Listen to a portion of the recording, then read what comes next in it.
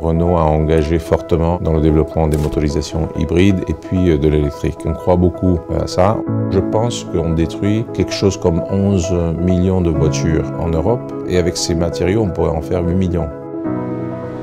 On a besoin d'une approche de long terme et à être challengé par les investisseurs.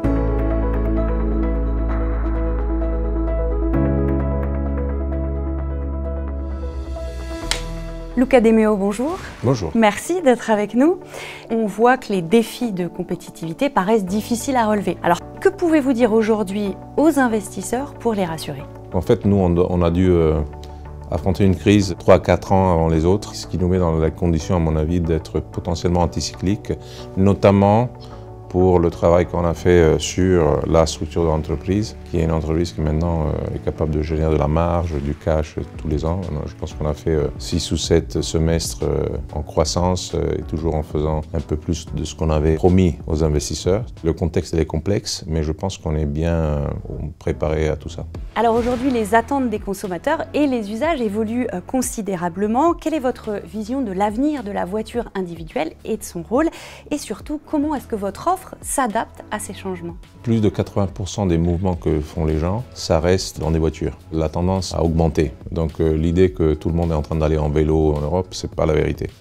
C'est clair que nous, il faut qu'on travaille pour que l'impact de tout ça se baisse et c'est pour ça que Renault a engagé fortement dans le développement des motorisations hybrides et puis de l'électrique. Donc on croit beaucoup à ça, on pense que ça va être un des segments qui va nous amener mécaniquement la croissance. Évidemment, on le fait aussi en essayant de faire des voitures qui sont plus abordables, ça c'est la deuxième dimension. La voiture électrique, comme toutes les nouvelles technologies, c'est plus cher. Avec la création d'Ampère, on vise une réduction de 40% du coût et donc finalement, j'espère, du prix de la voiture ou des voitures électriques d'une génération à l'autre, donc de 24 à 28, ce qui est énorme et qui pourra faire de Renault un des constructeurs qui arrive à croiser les courbes de coût entre une voiture thermique et une voiture électrique. D'autres formes de propriété et d'utilisation de la voiture, je pense qu'on est bien préparé. Je pense qu'on construit un portfolio de services qui vont du leasing à l'abonnement, évidemment au financement qu'on fait depuis longtemps, et justement pour rendre plus facile l'accès à l'automobile.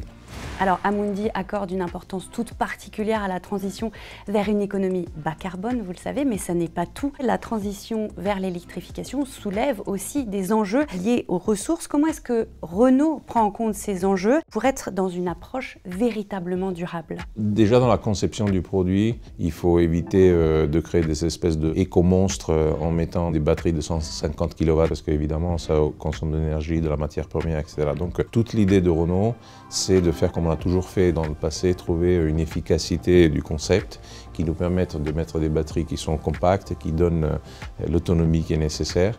Et ça va être un peu la magie de l'histoire. Je pense à des marques comme Alpine qui vont faire de la légèreté.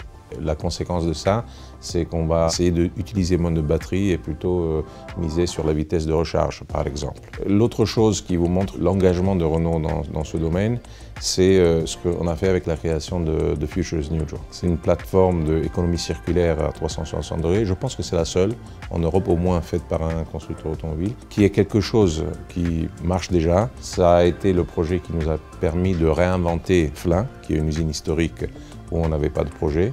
Et ça montre bien qu'avec un peu de créativité et en suivant un peu les dictats qui nous sont donnés par les investisseurs plutôt que par les régulateurs, on peut réinventer des business. Ça marche très bien, ça va se développer. Je pense 90%, 85% des contenus d'un produit qui peuvent être recyclés, mais en fait, on en recycle 30%, donc il y a énormément de marge. Je pense qu'on détruit quelque chose comme 11 millions de voitures en Europe et avec ces matériaux, on pourrait en faire 8 millions. Donc il y a énormément de possibilités et je pense que Renault a pris 2 ou 3 ans au minimum d'avantage par rapport à d'autres. Cette révolution de l'électrification, bien sûr, elle implique des reconversions profondes pour vos équipes. Quelles initiatives Renault met en place justement pour que vos collaborateurs trouvent leur place dans ce nouvel écosystème? Tout ce qu'on a fait en France, par exemple dans le Nord autour de Electricity, c'est en fait sur des brownfields, c'est des usines qui existaient déjà, qu'on a réinventées et donc on a dû former les gens. Donc à Douai, on faisait des voitures à combustion, à Cléon, on faisait des moteurs thermiques, maintenant on fait des moteurs électriques. Il y a tout un processus de formation qui évidemment a marché, sinon on ne sortirait pas les produits tous les jours.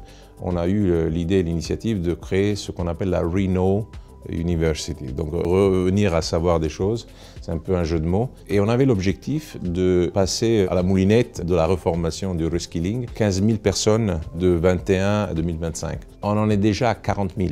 Et on ouvre maintenant la plateforme à la formation de, je pense, 5 000 fournisseurs, employés des fournisseurs. Donc c'est une plateforme qui va au-delà de Renault. Il faut qu'on continue à faire ça. Et on a choisi 4 thèmes. C'est la partie de l'EV, c'est la partie du software, c'est la partie de l'économie circulaire. On a les nouvelles compétences sur les métiers du futur et ça marche plutôt bien. Selon vous, dans cette transition, quel rôle peut jouer Amundi à vos côtés? On a besoin d'une approche de long terme et cette approche de long terme nous sert aussi à être challengé par les investisseurs pour qu'on fasse les choses comme il faut. Et donc c'est évidemment une relation très importante pour nous.